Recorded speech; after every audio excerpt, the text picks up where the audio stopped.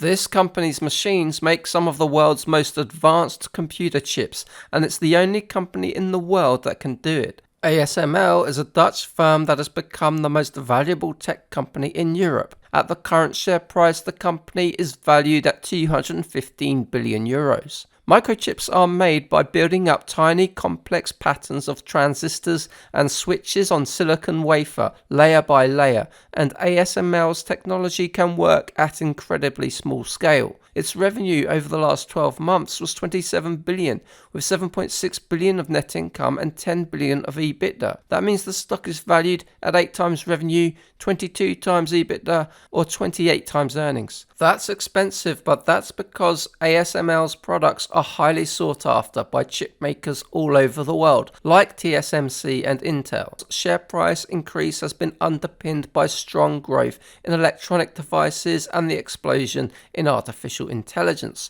Revenue has almost tripled from 9 billion in 2017. But this is not just about revenue growth. During the same period, gross margins have increased from 45% to 51%, which is a great indicator of ASML's pricing power. The operating margin of 33% is also outstanding for a manufacturing company. However, there is a flip side to strong operating margins.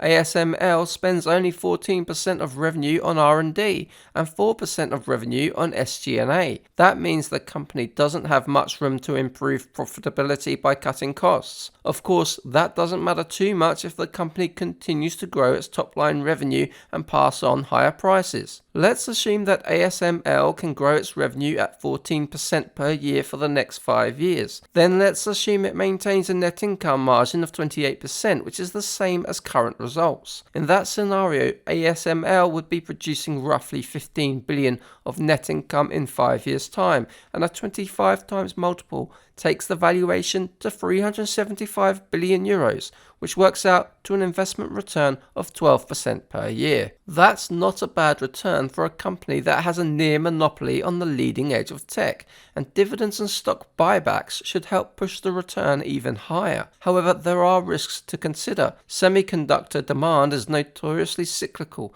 and highly competitive, which is why ASML needs to be so secretive with its technology. Second, ASML sells a lot of its machines in China, which is being subject to export controls. For now, the company has managed to escape the worst of the chip wars, but that could change in the future and impact revenue. All that said, management believes the semiconductor industry is actually near the bottom of the cycle, and a look at quarterly net bookings seems to support that case. In fact, the company is now preparing for a ramp in activity starting in 2025, and the company still has an order backlog of 35 billion euros. There aren't many companies that have such a strong position in a growing market, which is why I'm giving this stock a bullish rating, but these are my personal opinions, not financial advice, and as always, thanks for watching.